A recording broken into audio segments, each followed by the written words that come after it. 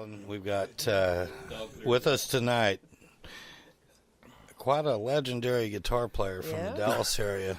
Junior Clark's with us. And you know what? Tonight. He's also a singer-songwriter, by God. Singer-songwriter. And, I go back to, I always think, when I think of Junior, I think of Bugs, because I guess the first time I saw Junior, he was playing with Bugs.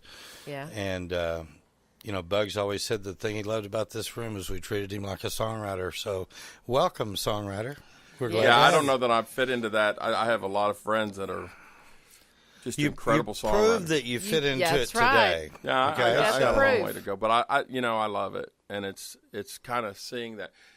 I think the thing is that if you're ever satisfied with what you do, like I see people. I mean, I'm constantly Guthrie Kennard. We're constantly tearing ourselves up, and it's like a battle over who can tear themselves up more. But then you'll go see some guy that's got this really inflated ego and he doesn't really deserve to have it, and it's like we look at ourselves in the mirror all the time and we're judging ourselves with a horrible curve. We never give ourselves credit for anything. And we look at ourselves a lot of times at our worst instead absolutely, of at our because best. that's the thing that it's a horrible thing actually, but it also makes you strive to be better. Yeah. My mother always said about those guys you were describing a while ago on stage, the conceit is the strangest disease in the world because it makes everybody sick except the person that's got it. That is the strangest disease. Welcome. Yeah. Thank you very much. We're glad to have you here. Thank you. Let's start. I'm honored, by the way. Let's start at the very beginning and tell us where you were born and raised. Wiesbaden, Germany. My dad was in the military. My dad was in the career military Air Force for 34 years. He actually, I found out after he passed away, he flied reconnaissance on Iwo Jima. Wow. I mean, not on Iwo Jima, on the atomic bomb. Oh, wow. Hiroshima. Yeah. Hiroshima. He was a pretty incredible man I never got along with until, he was 65 or 70, and I realized what a genius he was. When you're going to have your time together in heaven, you're really going to get along, though, because all those things will be gone. Yeah. It's a great thing about what we're promised. So when did you come to the States? I was probably a year old, so okay. For all practical purposes, I'm a Texan. We moved here. Moved right to Dallas area? My mom was, My dad, we lived in northwest Dallas, like Marsh Lane and Walnut Hill, and my dad worked in Oak Cliff at the Montgomery Wards. And I remember driving across the Trinity River, the viaduct and everything. And my dad was the kind of guy that he always had two jobs. He was one of those guys that I didn't realize he gave everything for everybody else. Yeah. A lot of times we don't see that until we're past it. Looking back is good vision looking back. But you moved to Dallas. You were living in North Dallas. Is that where you went to high school? I went to parochial school early on. Okay. And then between the 8th and 9th grade, I had a nervous breakdown. And I didn't go out of the house for like 2 years. Oh, wow. I couldn't go out. I couldn't function. And that's when I learned to play guitar. So I just kind of stayed in and I really worked on playing guitar. I got the ideas of it down, but it wasn't until I met some people later on that I was able to put it together. But yeah, that was a really horrible time, and I wouldn't go anywhere without my parents going with me, and that was from 15 to 17, going on 18. Yeah. So I didn't finish school.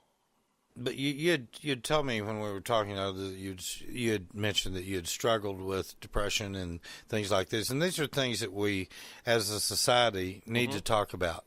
Right. I mean, Helen and I have talked about it a lot, and she has a situation that's kind of similar, but not extreme. I suffer from anxiety and depression. Yeah. I've been on medication for it since 1998, and it was made for me. It's nothing to be embarrassed about. Oh, I'm Your not brain embarrassed is about just it in the wired. least. I mean, you're just wired different, And so it came back 8 years ago when my mom had Alzheimer's. I had to move my parents out of their house, which is when you're dealing with people of that generation. But it all came back, and I was on Adderall for 6.5 years, and it turns out a lethal dose. Oh my! And it's messed me up. I mean, it's really funny because these are people you trust. I never abused it. I never did one thing. And I was at the doctor's the other day, and they said, well, your transmitters are just burnt out, and they may never come back, and that's, at least I got something from getting my transmitters burned out in the 80s, that was, I mean, hell. Yeah. You know. You survived that. Yeah. And I still had some transmitters left after that. And then I go to some doctor, and he burns them all out without my permission, kind of pissed me off. But so getting the medicine worked out is, I'm on a lot of pills. My wife just, I've lost friends because of it, because at one point it was anger related. I don't have any anger at all or anything. I turn it on myself. There'll be times when I'll, I couldn't function. And I know what you're talking about. Yeah. So, but I have a lot of people that understand it. My wife is stuck with me, and, And you're going to make it.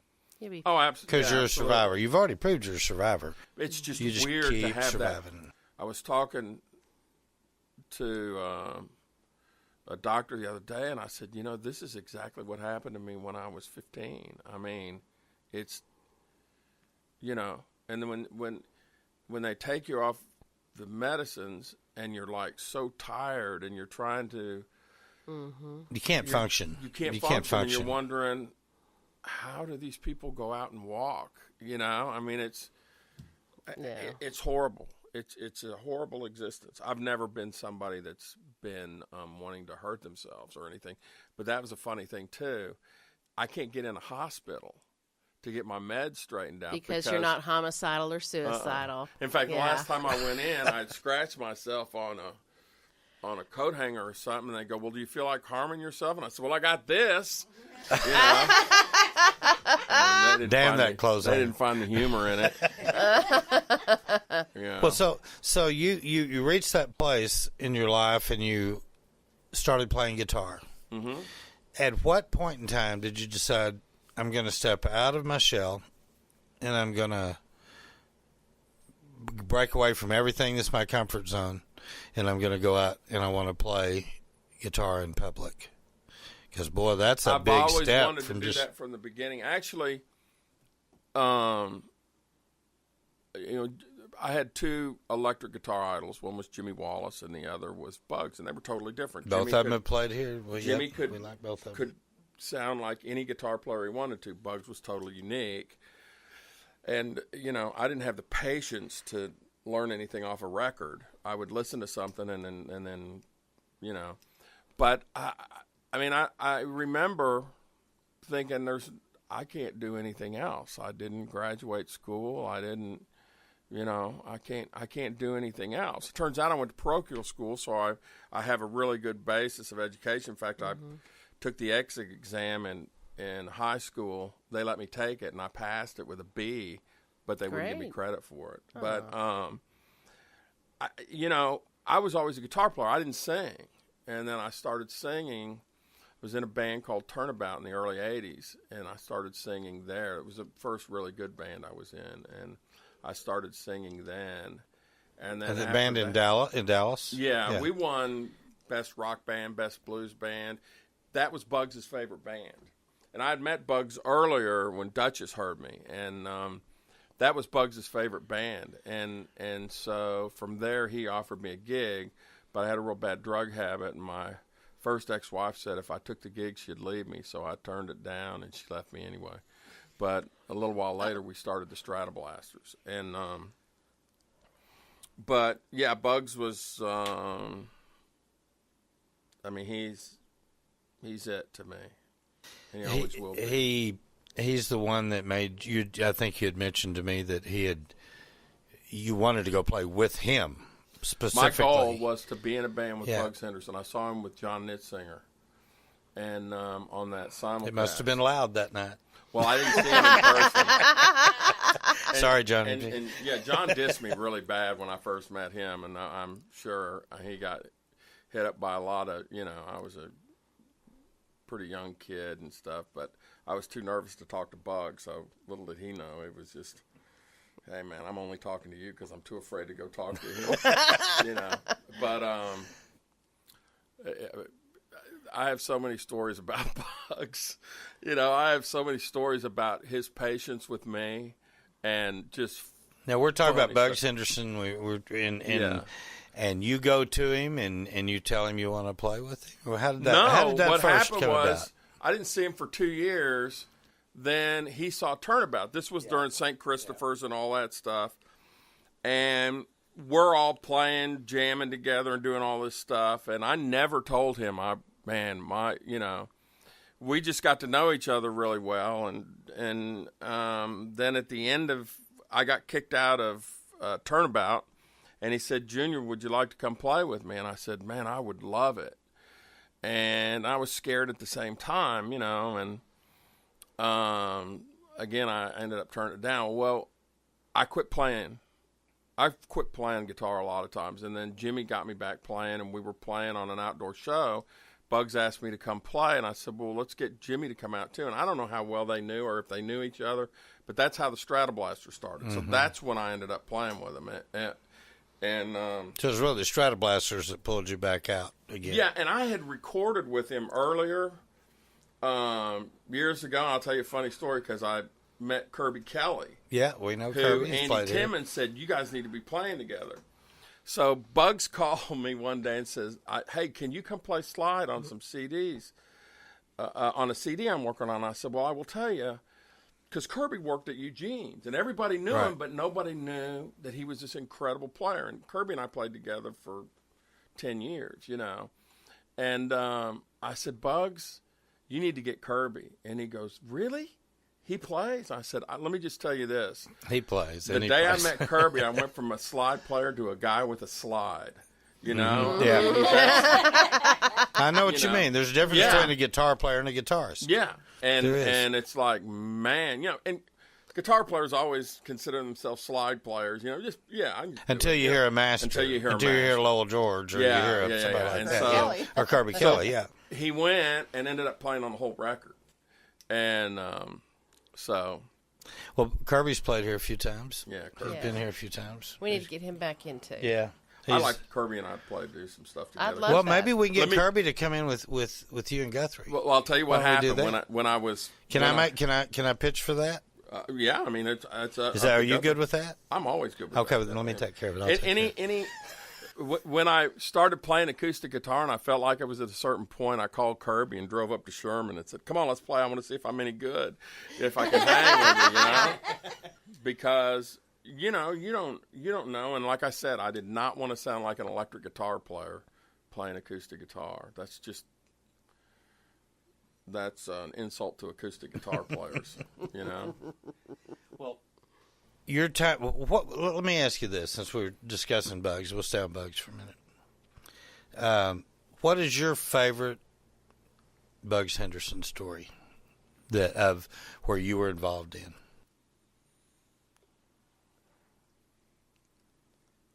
Man, there's so many. Give me your top 10 if we need to. Start. Are you trying to get dirt on Bugs? No, none of these are No, big. because we've got actually Jimmy's told Bugs told Bug stories. He well, told Jimmy, a story about you too. This is one Jimmy. Yeah, there were a lot about me. Jimmy, and I will say actually, Bobby Chitwood and I played together for 20 years. We after need to he get left him in Bugs. here too. Now. Yeah, he was going to play with me tonight. And what happened was he kept going, I need the songs. And then 4 days ago I said, I think I'll go ahead and do it myself because I didn't have the songs. But I have this thing of quitting bands because I think I'm going to get fired. It's been that way with jobs. It's been that way. It's part of the, So I thought I was going to quit Bugs because I thought he was going to fire me.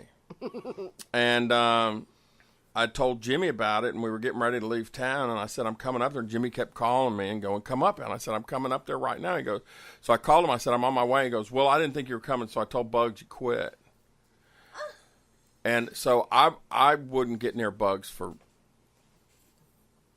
it was probably 5 years, because I quit playing, and I ran into him, and he goes, you missed some gigs. Sounds like. But the other thing, the funniest story, it's not the funniest, but it's one I'll tell because it just shows his patience. We were playing at Redo, and, well, there's two stories at Redo I will tell real quick. There's one, a certain sound man, as I was getting up to go up and sing, put a bunch of Coke under my nose. And so I hope I can tell these stories. Yeah, tell the stories. And so I get up there, and the band would drone and then stop, and I would sing this line. Well, and I get up there, and the band stops, and I go, I can't even describe the sound. It is so bad. It's bouncing off the, In other words, you were the first vocalist for heavy metal music? Yeah. Okay. Yeah. It was so funny because it was, the power. That's what this whole thing was supposed to be. It was be about power. We do this thing, and I've always had a real strong voice. It was like, it sounded, it was bouncing off the wall, and then the band started, and I'm just holding my head down. I look over Bugs, and he's just going, and he's laughing. The other thing was, when I got, I told you the story about the friend of mine, Bugs, telling me, I don't know how you play in the condition you're in, but if I need to quit, I'll quit all the stuff I do. And then I had a friend go, man, Bugs Henderson's telling you you're too loaded. You know how loaded that is?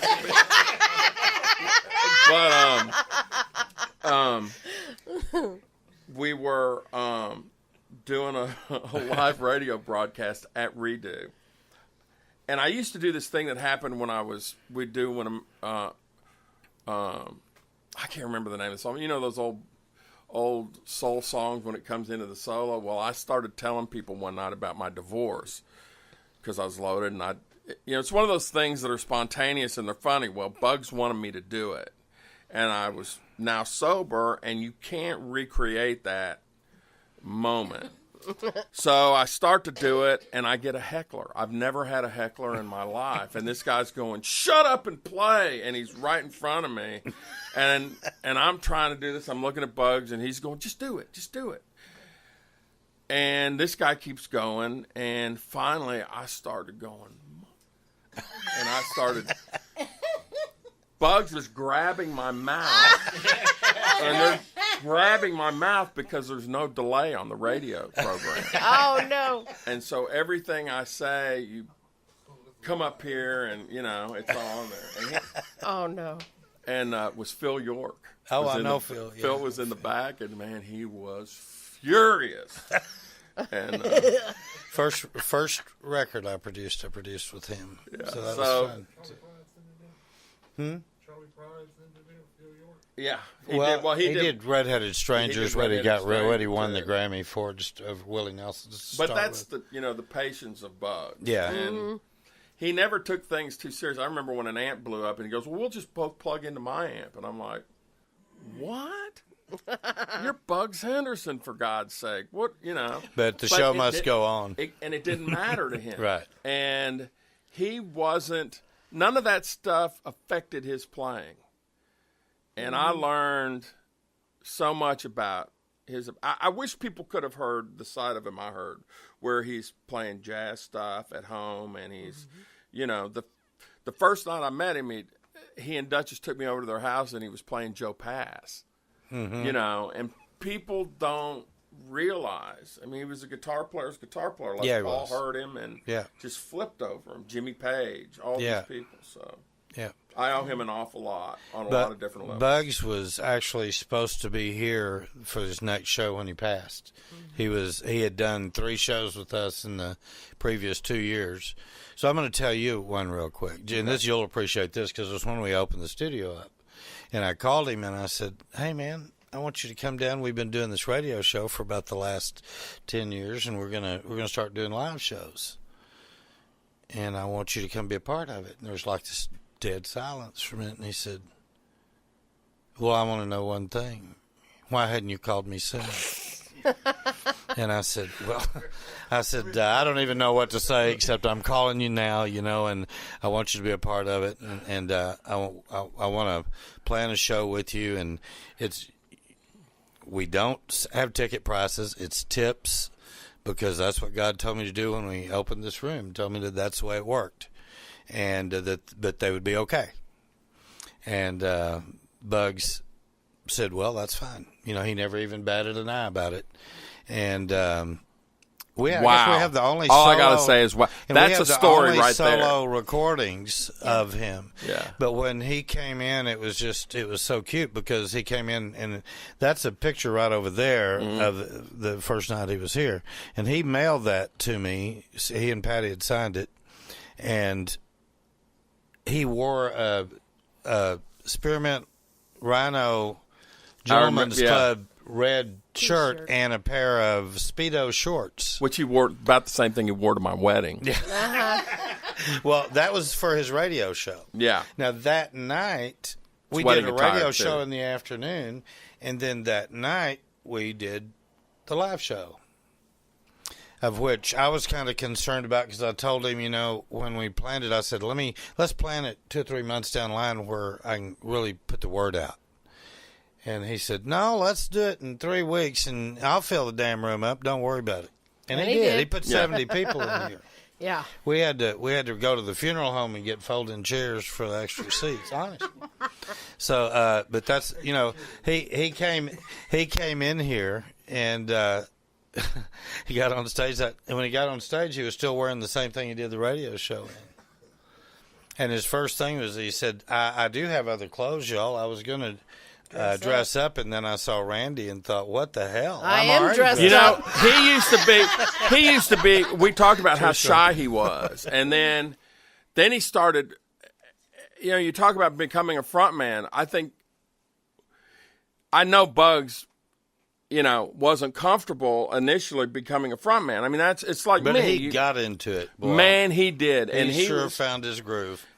I mean, people don't realize, a lot of people gave him grief because they thought he was rude. He was an incredibly shy guy. I mean, he really was an incredibly shy guy until I think he was in his 60s. I mean, he was really, He sent me a note, and I wrote a song called "If You Ride with the Devil, He's Going to Want to Drive," and we recorded it that night after the show. And when he got back home, he said, I'll send you a text as soon as I get back to Henderson. And so about 3 hours later, it's about 3 o'clock in the morning, I get a text, and he said, well, I made about $870 counting all the CD sales. And he said, I can't remember when I made less money and had more fun. And he said, when are we going to do it again? And he came and did our first Christmas show that year. It was in August. He came back. But he was a special guy. There's no doubt. He put a P.S. in the email that said, "Nice devil song." Nice devil song. Yeah. Bobby Chitwood, when he was doing an award ceremony for Ron Thompson, what he said about Ron is a real fitting tribute to Bugs, and that's guitar players from generations forward who may not know who Bugs Henderson is, are playing his licks. Mm-hmm. They're playing. Other people have stolen. Yeah. Yeah. Yeah. And well, you could say that about the great innovators of music. You could say that about Professor Longhair on piano. Absolutely. He certainly wrote the book on rock and roll piano. Little Walter on harmonica the same way. When you're talking about the real root, the guy that started a thing.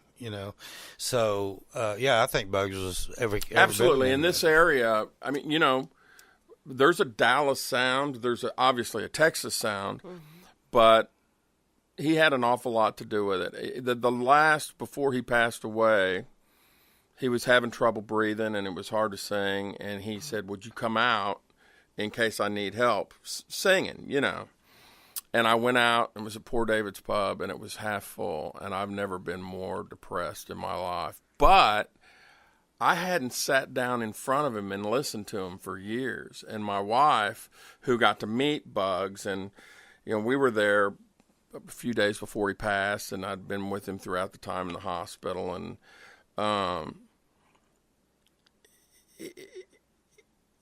being able to sit there again like I did when I was a kid, you realize whether he's on top of his game or not, there's still so much there to dissect from. And I talk about him all the time, and it really, to me, he had such a profound effect on me. I don't want people to forget him. I mean, every year we generally do the Bugs Henderson tribute. We didn't do it last year, but we need to do it back in here. We did a memorial in here that all the family was at right after he passed, but we need to do something down here too where we can really record it, because it needs to be seen forever.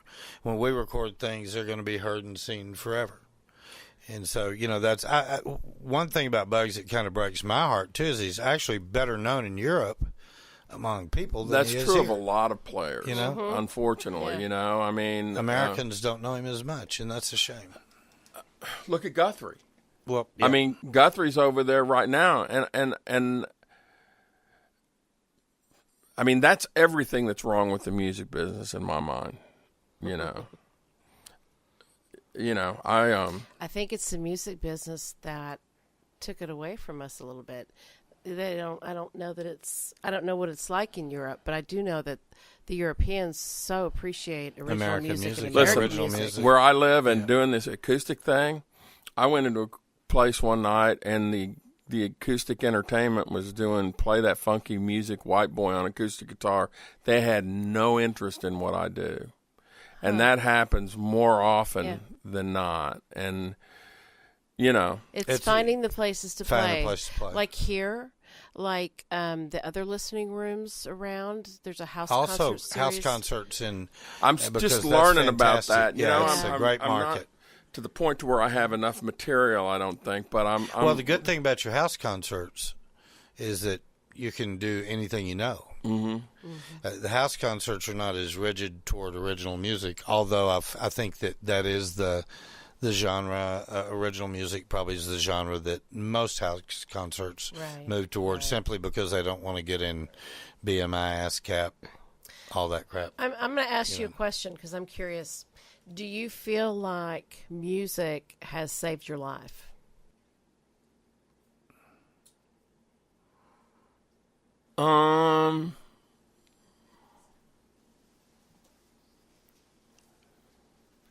It's I quit playing for 13 years. I didn't touch a guitar. I mean, I had no interest. I never thought I would play again. I worked for Paul Reed Smith. I worked for Gibson. I've done all kinds of things in this industry, and I made very good money. And then I made a decision to go to another company, and I lost my income. So I decided to become a full-time musician again, and I will tell you that I love it. I absolutely love it. A good way to be. It is your life. It is my life. My son, I wanted him to stay away from anything, the dangers of the music industry, so I let him race motocross. And good one, Dad. Yeah, he broke his neck. He's been through all of it. But when he turned pro, I told him, I said, the bad thing about what you're getting ready to do is that you're going to have to make compromises because it's paying your bills. And that's the hardest thing for me. Unfortunately, there's very few people that don't have to make compromises. And I try to just, look at them as what they are. And the problem arises if I'm playing at, Dunston's Steakhouse and I'm going, these people aren't paying attention to my art, They don't care. That's right.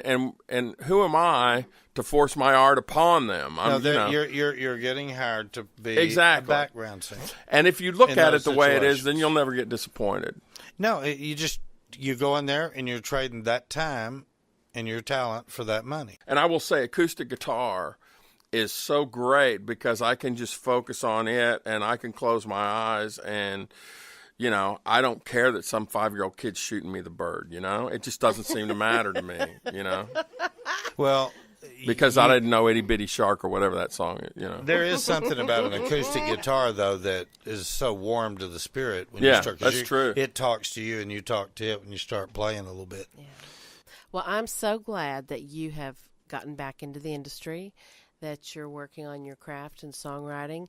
I think you'll find it very cathartic and very much a kind of a way to get it out. It's always good to get it out.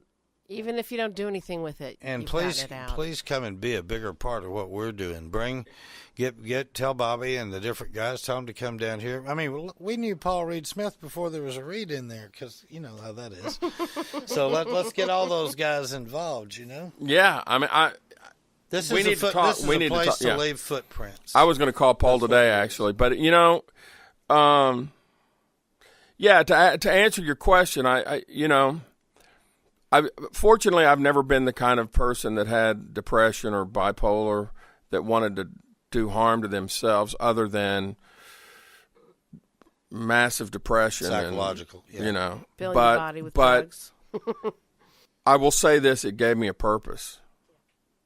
So in a way, yeah, it did. And again, you know, I know people think I talk about it too much, but I've seen what it does to long friendships. You know, that you think this person would never judge me or be that way. And of course, I could be wrong, and I'm just a jerk. I mean, I don't know. It could be that, but you know, I bet not. That's humor.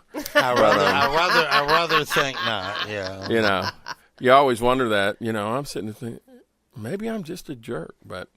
Well, if you think that and then can rule it out, it enables you to go on. At least you're covering all the bases. Oh, I know at one point in time I definitely was, but I've, you know, that's the other thing about stuff like this. It definitely humbles you, you know. Well, I tell you, you just need to be proud of your art, proud of your talent, and your history, because your history is overcoming things. And believe me, every human being has to do that. But you've done that more than most. And so, you know, that's something to be very understand about yourself. You know, like Julie Bonk. Julie's been here, played here. She heard a video of mine. We had been trying to play together for 2 years. She's now playing with me, and we're working on a project together. Awesome. For me to be able to play, because I'm self-taught. And she's immaculate. She is unbelievable. But when we sit down and play, it just happens. It's so natural. Mm-hmm. And so over the last few years, I've sought out the best possible musicians I can. I'll get up on stage and just start. I mean, I'll just start playing. And that's the whole most people don't want to do that. But I have so much confidence in the people that are playing with me. I'm the luckiest guy in the world when it comes to that. I want you to help me let's do a Stratoblasters thing, acoustic with all original music. Everybody pitch in their original music. That would be cool. That would be really, and it would be a part of the footprint of the Stratoblasters that doesn't exist. There's a kind of a weird thing, because the Stratoblasters is a bit of a weird thing, because I know that there's the current. I'll always view the Stratoblasters as Bugs, Jimmy, and myself. Right. Mm-hmm. But arguably the Stratoblasters afterwards, and I'm on the blues CD. That was mine. Got more attention because it had been around. Although we won Best Blues, Best Rock Band, and all kinds of different stuff, you know. But yeah, I think you know. I'll tell you a funny story real quick. You go right ahead. We did this song called Bugs did this song called "Can't Stand Still." I think it was a Luther Allison too, and he worked these harmonies out. They were 3-part harmonies, and so Jimmy and I were going to rework it. We're going to do it to honor Bugs. There is no way on earth we could figure it out. There's a YouTube video of it, and the harmonies go all in and out. I mean, they're woven in and out, and man, we could not figure it out. And he came up with them like that, and he was just a master, and it just... His timing was unbelievable. People nowadays have to be hit in the side of the head. If a guitar player hits him in the side of the head with volume and power and speed, then they consider him to be great. subtleties are what make people great. That's right. The subtleties of Dwayne Allman, the subtleties of Dickie Betts and Robin Ford. You know. That's coming right together. Yeah, there. boy.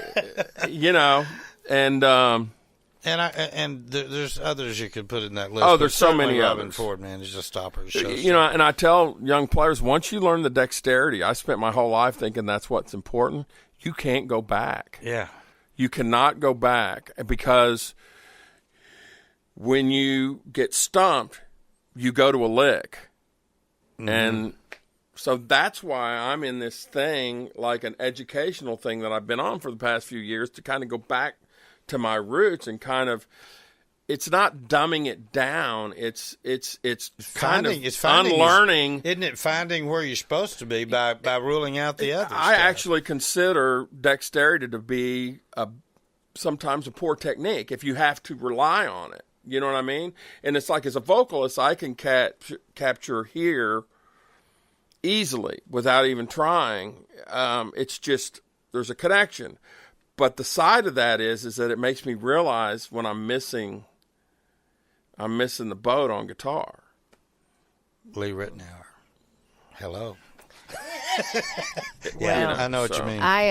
I'm going to step in here because I know how could go chatty on you forever. boys are, and we can continue this conversation. Well, let's just have him back. We'll have another conversation. Well, Yeah, we'll I do have to get definitely home do and that. share in my wife's preparation for her. You're probably better off staying here for a while.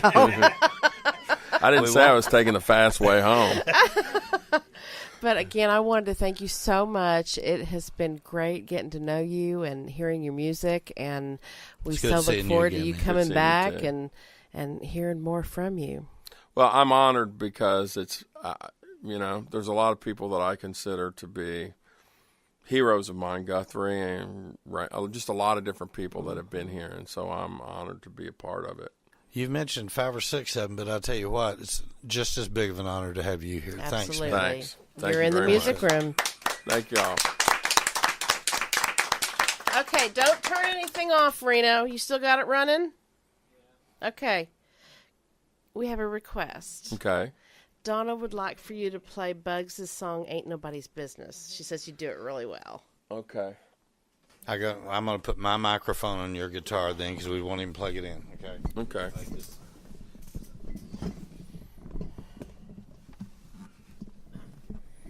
Now what I'm going to do is I'm going to loop it on here so I can do his guitar. You got to plug in then. Probably. That would be a good idea, huh? Well, I don't have to. Let me just play it. Okay.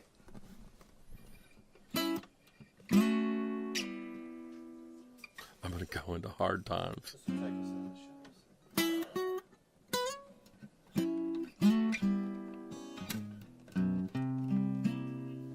Hold on. I have this real bad habit of getting two songs. It's Percy Mayfield. I know, but I do hard time. Okay.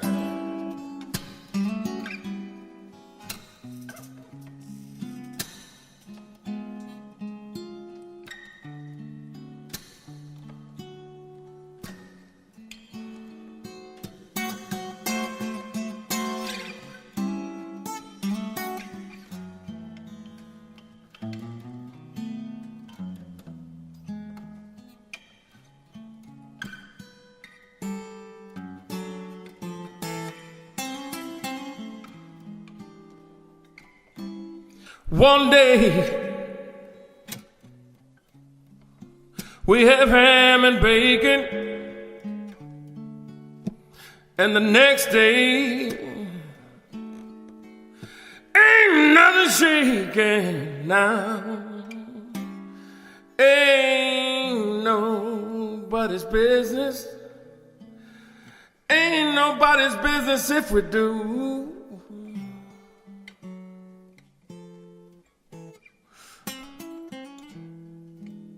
Now with me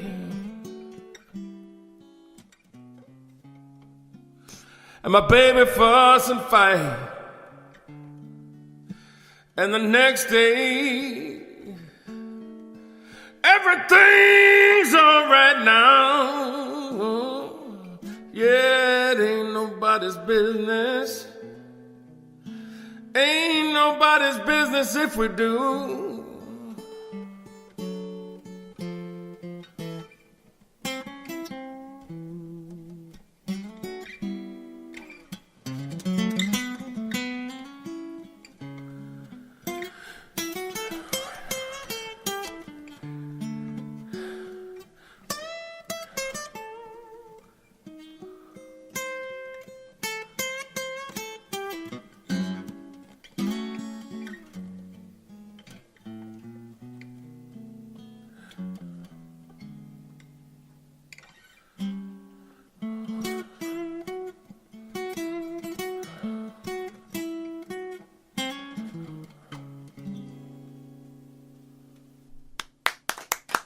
He always used to do